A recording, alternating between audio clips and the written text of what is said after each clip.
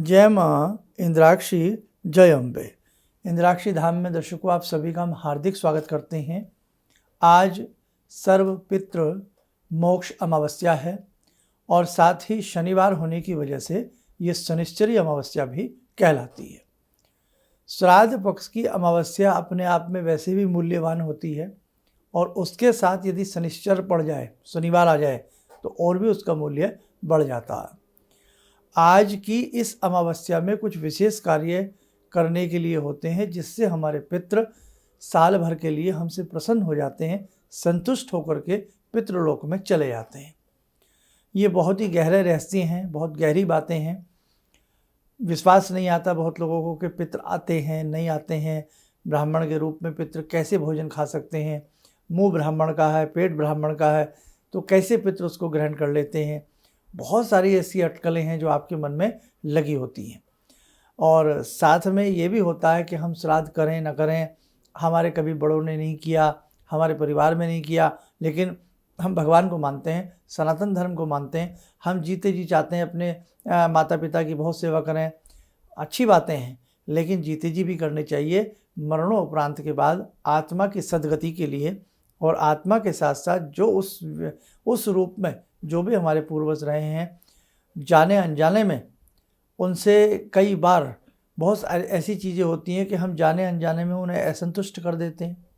होता है ना हमसे, कई जाने अनजाने में कई बार हम अपने बड़ों को कई बार कुछ तीखा भी बोल जाते हैं, कई बार हम उनकी बातें नहीं मानते हैं, बहुत सारी बातें। कुंडली में पितृदोष निश्चित होता है, सबकी मैं नहीं कहता, लेकिन हर चौथे व्यक्ति की, पांचवें व्यक्ति की कुंडली में पितृदोष भी मिलेगा। तो सारी चीज़ों का आज निवारण हो सकता है यदि आप अच्छे से आज की अमावस्या में कुछ मुट्ठी भरे उपाय भी कर लेते हैं तो, है ना। और आज की इस अमावस्या में महालय का क्या मतलब है और बहुत सारी बातें होंगी। आइए पहले मैं आज का पंचांग पढ़ दूं। 14 अक्टूबर सन 2023, दिन शनिवार, संवत 2080, आश्विन मास, कृष्ण पक्ष, तिथि आज अमावस्या है, नक्षत्र हस्त है, राहु काल 9 से 10:30, दिशा सूर्य पूर्व दिशा। आज पितरों की विदाई का भी दिन है।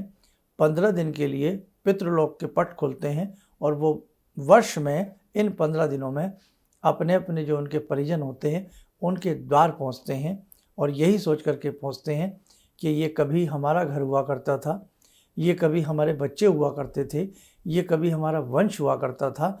आज देखते हैं उस वंशावली के लोग, उस घर के लोग, हमारे बच्चे जिनको हमने अपना गोत्र दिया, नाम दिया, सब कुछ हम दे करके इनके लिए चले गए, आज देखते हैं ये क्या एक लोटा जल भी हमारे नाम से अर्पित कर सकते हैं। बहुत बड़ी बातें होती हैं। बहुत वास्तव में सनातन धर्म में इतना प्रेम घुला हुआ है। आप उस चीज़ को देखिएगा कि हमारे ऋषियों मुनियों का क्या चिंतन रहा है। आज बड़े बड़े लोग प्रवचन देने पे लगे हुए हैं, जीते जी कुछ नहीं करते, मरने के बाद अरे भैया हम सब कुछ करते हैं। हम जीते जी भी अपने बड़ों की सेवा करते हैं और इस संसार से जाने के बाद जब देह छूट जाती है उसके बाद भी हम अपनों की सेवा करते हैं। ये प्रवचन वही लोग झाड़ते हैं जिनका सनातन धर्म से कोई लेना देना नहीं होता, समझे आप। इसलिए किसी की बातों में मत आइए। हमसे जाने अनजाने में कुछ हुआ नहीं हुआ, लेकिन अब जो मौका मिला है उसको मत चूकिएगा, उस मौके को मत बिसारिएगा, ठीक है। तो आज बहुत ही ऐसा दिन है, चलते फिरते उठते बैठते पितृ गायत्री मंत्र या गायत्री मंत्र का जाप आप लोग करते रहें। गायत्री कामधेनु है, गायत्री ब्रह्म विद्या है, ऐसी बातों में मत फंसिए। गायत्री पढ़ने से दोष लगता है। गायत्री किलित है। अरे किलित तो उसके लिए है ना जो बहुत बड़ा कोई अनुष्ठान कर रहा है। आप कितने मंत्र पढ़ लेंगे? आप 1 माला कर लेंगे, आप 2 माला कर लेंगे, आप 15 मिनट कर लेंगे, आप 20 मिनट कर लेंगे, क्या इतने में कोई आपदा आ जाएगी? कुछ भी नहीं होने वाला। ऐसे बहेलियों की बातों में मत आएं जो गायत्री मंत्र पढ़ने पर आपको डरा देते हैं, ठीक। चलते फिरते उठते बैठते पितृ गायत्री मंत्र या गायत्री मंत्र आप जरूर करिएगा। आपके पितरों से मूक साइलेंट आशीर्वाद, साइलेंट ब्लेसिंग्स आपको जरूर मिलेंगे। करना क्या क्या है, आइए पहले थोड़ा सा महालय के बारे में आपको हम बताएं। महालय, आश्विन कृष्ण अमावस्या को महालय कहते हैं। जो व्यक्ति पितृपक्ष के 15 दिनों तक श्राद्ध तर्पण आदि नहीं करते हैं वे अमावस्या को ही अपने पितरों के निमित्त श्राद्ध संपन्न करते हैं। जिन पितरों की तिथि याद ना हो उनके निमित्त श्राद्ध, तर्पण, दान आदि इसी अमावस्या को किया जाता है। आज के दिन सभी पितरों का विसर्जन भी होता है। अमावस्या के दिन पितृ अपने पुत्र आदि के द्वार पर पिंडदान एवं श्राद्ध आदि की आशा में जाते हैं। यदि वहाँ उन्हें पिंडदान या तिलांजलि आदि नहीं मिलती है तो वे रुष्ट होकर के चले आते हैं। अतएव श्राद्ध का परित्याग न करें, पितरों को संतुष्ट अवश्य करें। विद्याशील एवं सद्गुणों से संपन्न तथा विख्यात ब्राह्मणों के द्वारा श्राद्ध संपन्न करें। श्राद्ध में ब्राह्मण के बारे में भी कहा गया है। लंगड़ा, काना, अंगहीन एवं अधिक अंग वाला ब्राह्मण श्राद्ध में निषिद्ध है। श्राद्ध कर्म में केवल श्वेत पुष्प काम में लेने चाहिए। समस्त रक्त पुष्प वर्जित हैं, यानी कि लाल रंग के फूल वर्जित हैं। श्राद्ध के समय आंसू आने से पाक प्रेतों को मिलता है, क्रोध आने से शत्रुओं को, असत्य भाषण से कुत्तों को, पांव आदि स्पर्श होने से राक्षसों को और पाक को उछालने से पापियों को प्राप्त होता है। कहने का मतलब, जब हम रसोई बनाते हैं श्राद्ध में पितरों के निमित्त, तो उसमें जो जो बातें कही गई हैं कि क्रोध आए तो ऐसा होगा, इसीलिए जब ब्राह्मण आपके घर में श्राद्ध लेने के लिए आए, यानी कि जो आप उन्हें जिम्मा में, तो ब्राह्मण मौन होकर के आपके श्राद्ध को ग्रहण करें। क्योंकि ये एक प्रक्रिया चल रही है कि ब्राह्मण के रूप में ब्राह्मण बैठे हैं और उनके मुख से जो स्वाद है उस व्यंजन का, उस पाक का जो आपने रसोई बनाई है, उसको आपके पितृ ग्रहण कर रहे हैं। इसलिए ब्राह्मण शांत रहे और आप जो उनको भोजन करा रहे हैं आप भी शांत भाव से भोजन कराएं। आज जाने अनजाने में जिन्होंने श्राद्ध ना किया हो या अपने पूर्वजों की जिन्हें तिथि आदि ना मालूम हो, तो सभी के नाम से 1 लोटा जल तिल वाला मीठा मिला करके रख लेना। पहले पंचबली बना लेना। पंचबली कैसे? हमने श्राद्ध पक्ष के विशेषांक में बताई थी कि 2 पूरी के ऊपर 10 पूरियाँ बनाना। आपके यहाँ जैसा भोजन बनता है उस हिसाब से, रोटी बनती है तो 10 बनाना, पूरी बनती है तो 10 पूरी बनाना। 2-2 पूरी पे 5 वो निकलेंगे पत्ते, एक उसमें काग की, एक स्वान की, कुत्ते की, एक चींटी की, एक देवताओं की और एक किसकी निकलती है, जो ये गाय की। तो ठीक है, तो 5 ये पंचबली निकलती हैं। निकाल करके थोड़ा थोड़ा जो भी व्यंजन बना सबके ऊपर रख देना। दक्षिण दिशा की तरफ मुख रखना, हाथ जल में थोड़ा सा हाथ के ऊपर जल लेना, ऐसे विसार करके प्रणाम कर लेना। काग की जो निकाली हैं 2 पूरी 2 रोटी काग को दे देना, गाय की गाय को दे देना, चींटी की चींटी को दे देना, कुत्ते की कुत्ते को दे देना, देवता आदि की जो होती है वो भी गाय को आप दे सकते हैं। ठीक है, ये सारा कर करके फिर आप ब्राह्मण को प्रणाम करना अच्छे से और ब्राह्मण के लिए फिर भोजन लगाना। ठीक है, पहले पंचबली निकलती हैं, ब्राह्मण को भोजन करा करके प्रणाम कर लेना। जो आपने वस्त्र दक्षिणा जो भी आपकी अपनी श्रद्धा है वो देना। अब रही बात हम गरीबों में भोजन खिलाएं, हम ऐसा करें, तो वो कर्म जो है वो बाद का कर्म होता है। अब आप इसके बाद फ्री हो जाते हैं। आप चाहें कहीं पर भी फल बाँटें, असहायों की मदद करें, वो सब अच्छी बातें होती हैं। तो वो आप अपनी पॉकेट के हिसाब से जो करना चाहें अपने पितरों के नाम से कर सकते हैं। अमावस्या के दिन, आज के दिन एक चीज़ और होती है, बहुत लोग कुछ ना कुछ अपने पितरों की निशानी के नाम पर प्याऊ बनवा देते हैं या कोई और करवा देते हैं, या मंदिर में कोई सामान दे देते हैं, या किसी धर्मशाला में कुछ दे देते हैं, या किसी सार्वजनिक प्लेस पर उनके नाम से कुछ बनवा दिया जाता है, करवा दिया जाता है। तो जो भी आप करना चाहें, ऐसा नहीं कि आज ही पूरा करें, संकल्प लिया जा सकता है कि भाई हमारे पितृ हमें शुभ आशीष प्रदान करें, हमें हिम्मत शक्ति प्रदान करें। हम आज ये संकल्प लेते हैं कि हम उनके नाम से इस क्षेत्र में ये बनवाएंगे, हम ऐसा करेंगे। हम हमारी कॉलोनी में कोई जो राहगीर होते हैं उनके लिए पानी पीने के लिए व्यवस्था नहीं है, हम एक ऐसा लगवाएंगे। हमारी कॉलोनी में आसपास बहुत गाय घूमती हैं, उनके लिए पानी पीने की व्यवस्था बेचारियों की नहीं होती है। वो आपको पता ही है कैसे नाली वाली से पानी पी लेते हैं कई बार। तो हम अकेले या हम 2-4 लोग मिल कर के गौ माता के लिए ऐसी कोई नांद प्याऊ बनवाएंगे जो गाय माँ वहाँ पानी पी लें। कॉलोनी में बहुत डॉग्स भी होते हैं और भी बहुत सारे ऐसे पशु होते हैं कि हम इनके लिए पानी के पात्र भर भर के रखेंगे। हम संकल्प लेते हैं, क्योंकि एक दिन में सब कुछ नहीं हो सकता, लेकिन संकल्प लिया हुआ धीरे धीरे पूरा हो जाता।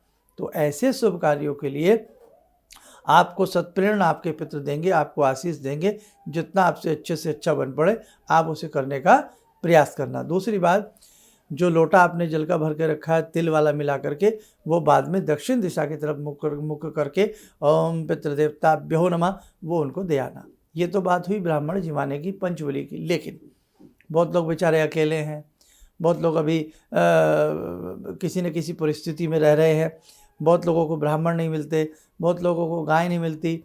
तो इस टाइप की भी बहुत लोगों के सामने समस्या है।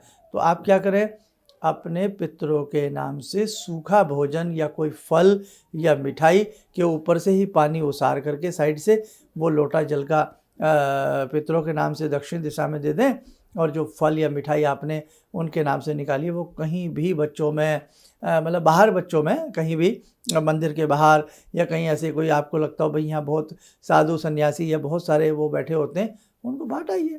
2 दर्जन केला, 4 दर्जन के केला, आम, सेब, कोई भी मिठाई जो भी आपको उनके नाम से अच्छी लगे आप करके आइए। अरे भैया आप वो दिन भूल गए, देखो मेरे तो माता पिता नहीं हैं, तो वो दिन याद आते हैं। आपको भी याद होंगे जिनके माता पिता नहीं हैं, या हम जो माता पिता हैं आज रसोई बच्चों के नाम से बनती है, याद है आपको? आप अपना भूल गए सब कुछ।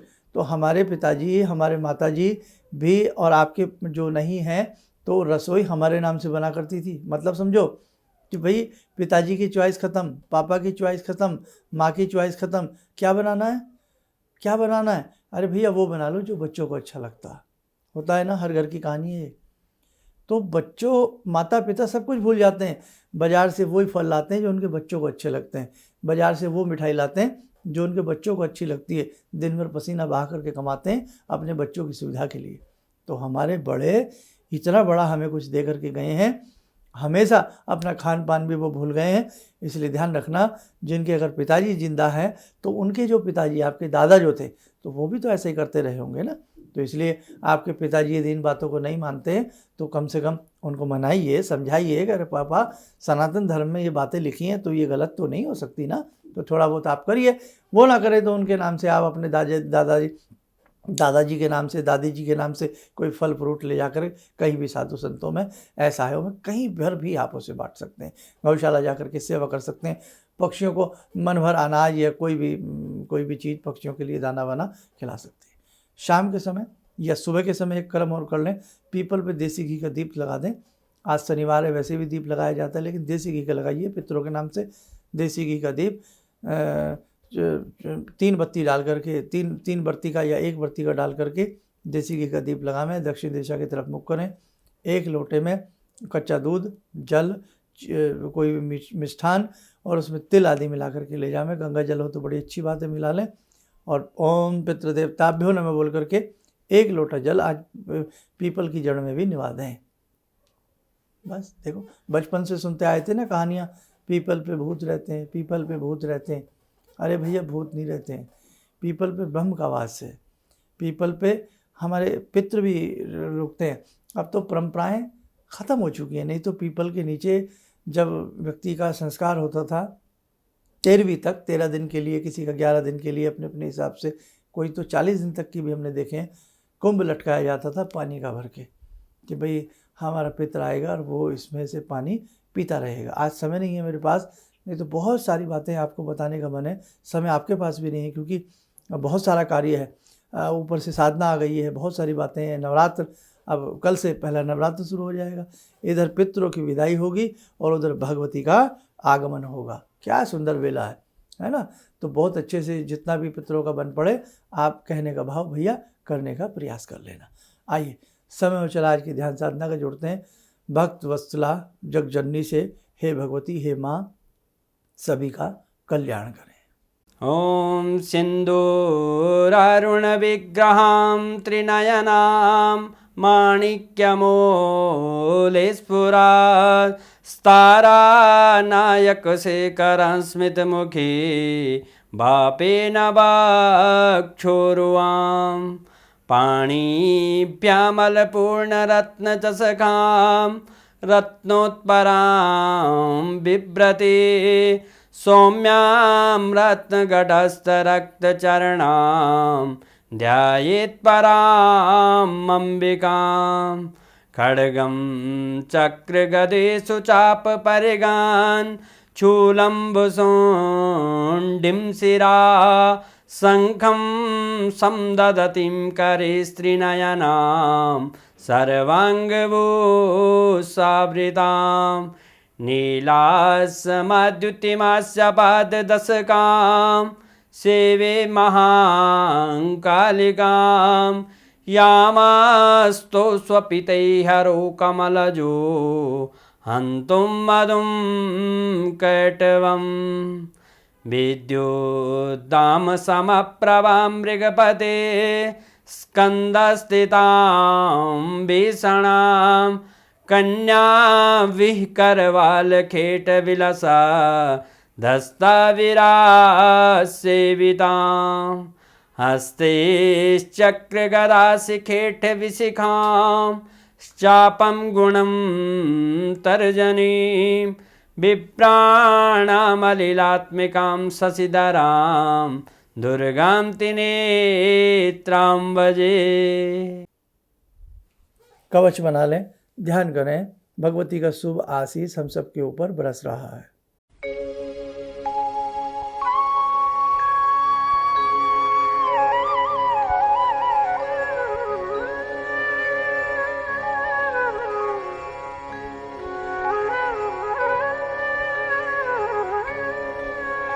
ओम बोलते हुए नेत्र खोलें, सामान्य हो जाए। एक खास संदेश और सुन लीजिए लगे हाथ।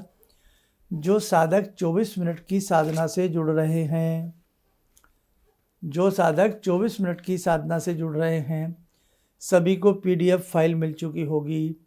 उसमें थोड़ी सी एक गलती है, जो बड़ा मंत्र है उसमें थोड़े से 2 वर्ड जो शब्द हैं वो थोड़े से टाइपिंग में थोड़ी मिस्टेक रही है, तो वो आप नोट कर लें। 1-2 दिन लगातार बताता रहूँगा। बड़ा मंत्र महानिवारण मंत्र। साधना शैली 2 प्रकार की हैं, साधना विधि नंबर 1, साधना विधि नंबर 2। जो कम पढ़े लिखे लोग हैं उनको कोई टेंशन की बात नहीं है, किसी तरह की कोई उनमें कोई चेंज नहीं होना है। लेकिन जो पूरी 24 मिनट की अच्छे से साधना विधि कर रहे हैं गायत्री मंत्र के साथ और देवी के मंत्र के साथ, तो जो इसमें आपकी PDF फाइल में एक बड़ा मंत्र आया है, ठीक है, महानिवारण मंत्र, तो उसमें 2 करेक्शन आप लोग कर लें। मैं उस मंत्र को एक बार पढ़ देता हूँ, आप सुन लें कृपया।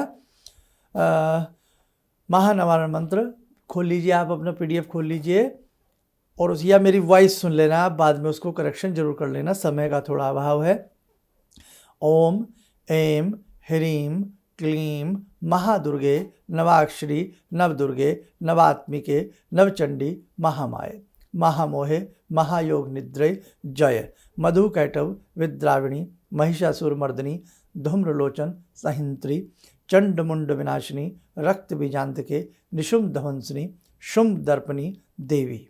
अष्टादश बाहु के कपाल खड़वांग शूल खड़ग खेटक धारणी छिन्न मस्तक धारणी रुधिरमास भोजनी समस्त भूत प्रेतादि योग धविंसनी ब्रह्मे इंद्रादि स्तुति देवी माम रक्ष रक्ष माम रक्ष रक्ष। अब इसके बाद जो वर्डिंग थोड़ी सी गलत हुई है, आगे लिखा है सम, आगे लिखा है सम, सम को मम कर लें, सह का मैं बना लें, बाद में कर लेना आराम से। सम की जगह वहाँ बोलेंगे मम शत्रुन नाश्य नाश्य। हिरिंग या हिरिम फट। अब यहाँ एक शब्द है आपकी उसमें लिखा होगा होंग, उसका नीचे का रह गया है टाइप में, तो वहाँ कर लें, जैसे हु लिखा है ना आपने, तो ऐसे उसमें रह लगा लें, बोला ऐसे जाएगा होरुंग होरुंग। फट ओम ऐं ह्रीं क्लीं चामुंडायै विच्चे। बाकी सारा सही है, सिर्फ जहाँ सम है, सम की जगह मम है, और जहाँ लास्ट की लाइनों में ही है ये, और जहाँ होंग है सबसे नीचे की लाइन में, वहाँ होंग की जगह हुरुंग कर लें, बस 2 कमियाँ कर लेना। और बाकी भैया देखो भूल चूक तो हो जाती है ना। तो बाकी हमने आपको टाइमली बता दिया है। और 24 मिनट की साधना है। कल सुबह से आपको इस साधना में बैठ जाना है। अब एक ध्यान रखें, कल जो मुहूर्त है कलश स्थापना का, सुबह 4:30 बजे से 6 बजे तक है। कितना प्यारा समय मिल रहा है। सुबह उठिए, एक दिन की बात है, फिर अपने रूटीन पर उठने लग जाइए। कल आप करीब प्रयास करें 4 बजे उठ जाएं, 4:30 बजे उठ जाएं। उठ करके नहा धो के फटाफट पूरा अपना दरबार अच्छे से लगा करके भगवती के सामने कलश आदि स्थापना कर लें अपने मुहूर्त में। और उसके बाद धूप दीप जला करके, अभी विशेषांक देख लेना, नवरात्र का जो विशेषांक है उससे देख लेना। उठ करके तो आप क्या करें, अब ये 24 मिनट की साधना का संकल्प ले लेना, जल हाथ में लेना कि हे भगवती, हे जगजननी, जो इंद्राक्षी धाम की तरफ से हमें साधना दी गई है उसे हम 40 दिन करेंगे। हे माँ, आप हमें शक्ति दें, आप हमें हिम्मत दें, भक्ति दें। बस ऐसा करके उसमें फिर उसी विधि से सारी साधना कर लेना। या एक तरीका हमने और बताया था कि जैसे नवरात्र का आप पाठ करेंगे ना, तो नवरात्र के पाठ के हिसाब से सबसे पहले गायत्री मंत्र हमने दिया है आपको, वो कर लेना। उसके बाद फिर अर्गला कीलक, क्योंकि जो कवच भी वो करते होंगे ना, नवरात्र का जो पाठ करते हैं उसी में से 8-9 दिन नवमी अष्टमी तक मिक्स करके कर लीजिए। और उसके बाद फिर डेली के हिसाब से 24 मिनट के हिसाब से कर लीजिए। नहीं तो एक काम करिए, कंफ्यूज मत होइएगा, शुरू के 24 मिनट की साधना वो जो की तो कर लीजिए, फिर अपना नवरात्र का पाठ कर लीजिए। ठीक, ऐसे कर लेना। और बाकी आपके किसी रिलेशन वाले ने भी साधना पद्धति ली हो, वो प्रोग्राम आज का देखना भूल गए हो, तो उन्हें बता देना कि जो महानवारण मंत्र है उसमें 2 करेक्शन कर लें, सम की जगह मम कर लें, होम की जगह हुरुम कर लें। ओके, इतना आप काम हमारा करिएगा। और बाकी मेरी तरफ से बहुत बहुत शुभकामनाएं हैं। हमारे अश्विनी मास के नवरात्र हैं। हे जगजननी, सभी के ऊपर कृपा रखना। और हज़ारों की संख्या में आप साधना कर रहे हैं, प्रयास करना। सुबह 6 बजे तो 6 बजे, है ना, ये नहीं सुबह 6 कल शाम को फिर परसों, जिनके साथ मजबूरी है बात अलग है। और बहुत अच्छे से करने का प्रयास करना। बाकी डेली कौन सा पाठ होगा, कैसे होगा, सारी चीज़ें आपको मैं बताता रहूँगा। 10 दिन प्रोग्राम बहुत ध्यान से हमारा सुनिएगा और देखिएगा। और एक नवरात्र विशेषांक हमने जो बनाया है उसको ध्यान से देख लीजिएगा, उससे सारे कन्फ्यूज़न आपके दूर हो जाएंगे।